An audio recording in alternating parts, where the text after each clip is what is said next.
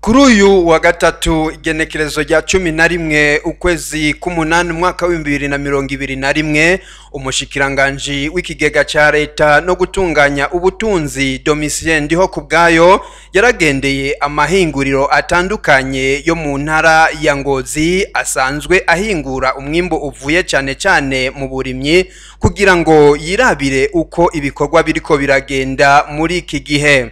Umushikiranganje akaba yahereye kwihinguriro ry'imyumbati mibisi risanzwe riri ku mutumba Muremera muri komine ya Ngozi. Avuye aho yaciye abandaniriza kwihinguriro ry'ibigori Mivo Kigori Tera Imbere riri mu Mivo muri iyo komine nyene ya Ngozi, imbere yuko yerekeza muri komine Busiga aho bita mu Rukeco kwihinguriro ry'ibitoki ryitwa Teza Imbere Gitoki risanzwe rikora ifu y'ibitoke. Avuye mu Rukeco umushikiranganje akaba yaciye agendera ihinguriro ry'itomati riri mu Vyegwa vy'Imana muri komine ya Mwumba, aho nyene akaba yaboneyeho no kugendera ihinguriro ry'amabati hamwe n'ihinguriro ry'umunyu yose asanzwe akorera mu Vyegwa.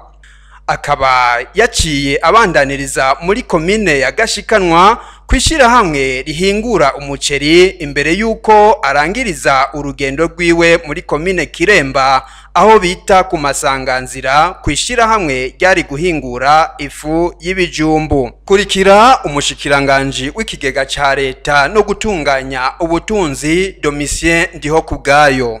Kuva mu gatondo kuri uyu munsi wa gatatu twazinduye tugendera amashirahamwe atandukanye, novuga nti amahinguriro yashobora guhingura umwimbu uvuye cane mu burimyi, nubwo twacishijemo tukagendera n'abandi atari ivy'uburimyi. Turi mu ntara ya Ngozi, mugabo iki gikorwa kirashobora no gushika no mu zindi ntara. Muhava muvuga muti mbega nk'umushikiranganje w'ikigega ca leta no gutunganya ubutunzi ivyo amahinguriro bibaraba gute?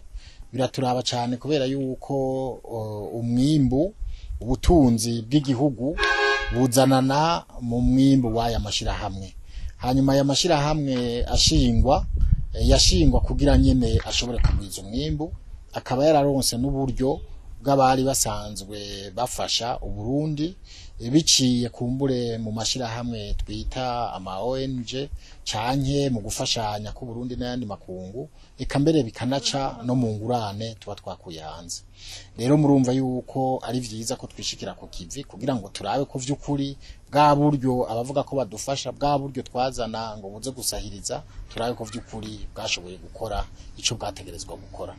Rero tumaze gushika muri aya mashirahamwe nomenyesha vy'ukuri ko vyadutangaje cyane kandi vyanatubabaje, kubera yuko twasanze amashirahamwe nka yose twagendeye ayo mashirahamwe ataco ariko arahingura. Amashirahamwe yagiyeho novuga nti ahanini afashwe n'amakoperative, mugaba bayubatse abateguye imigambi bayitegura bipfuza yuko twohingura umwimbu uvuye mu burimyi. Novuga yuko twagendeye ishira ikoperative yari guhingura imyumbati iri Ngozi, turagendera ikoperative yari guhingura ibigori iri mu Mivo naho nyine ni muri komine Ngozi, turagendera ikoperative yari guhingura ibitoke iri muri komine Busiga ahitwa mu Rukeco, turagaruka turaca mu Vyegwa turagendera ishirahamwe ryari guhingura itomati riri mu Vyegwa vya Ngozi, turaca mu Gashikanwa turabishira hamwe ryari guhingura umuceri. Ubu naho turi ngaha ku Masanganzira aho ari ishira hamwe ryari guhingura ibijumba. Umushikiranganje akaba yasanze ayo mashira hamwe nka yose yarugaye kiretse ishira hamwe ryo mu Vyegwa rihingura itomati rigicumbagiza. Ayo mashira hamwe nka yose turetse iryo mu Vyegwa vya Ngozi rihingura itomati rigerageza buke naho nyene no gucumbagiza, ayo mashira hamwe yose novuga yuko ayo mahinguriro arugaye ntaca ari karakora.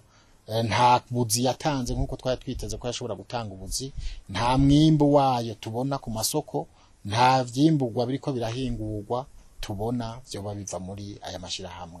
Kubera iki? Kubera tubajije hirya no hino twasanze mwitegurwa ry'imigambi haragiyemwo amakosa, turasangamwo amamashini adakora, amwe yapfuye yaje adateguwe neza, turasangamwo amashirahamwe abahinguriro yateguwe bataravye neza ahazova ivyo azohingura n'ibindi bibazo vyinshi bitandukanye. Umushikiranganji w'ikigega ca leta no gutunganya ubutunzi akaba yamenyesheje ko agiye kuvugana n'abajejwe iyo migambi kugira ngo batange insiguro zikwiye bongere batorere inyishu ico kibazo. Nibaza rero yuko tugiye kuraba tukavugana cyane n'abantu batanze ivyo bikoresho n'abantu bize iyo migambi kugira ngo vy'ukuri batwereke inyishu bagiye gutanga kugira ngo yamashirahamwe ashobore gukora, kuko n'amashirahamwe n'amahinguriro yatwaye uburyo bwinshi, kuko buryo bwose bwaba ubwo yitumugira neza bwaba n'uburyo bw'igihugu. Rero ntihagire aho hava baza kudusamaza ngo twararonse amahinguriro ariko tugasanga n'ubundi vya bibazo twari dufise tutararonka ayo mahinguriro nivyo tugifise, nivyo vyatuzinduye, nivyo twabonye, kandi nibaza yuko tuzobikorera ko kugira ngo no hanyuma ntihahave abatuzanira uruhendo ngo ninyishu.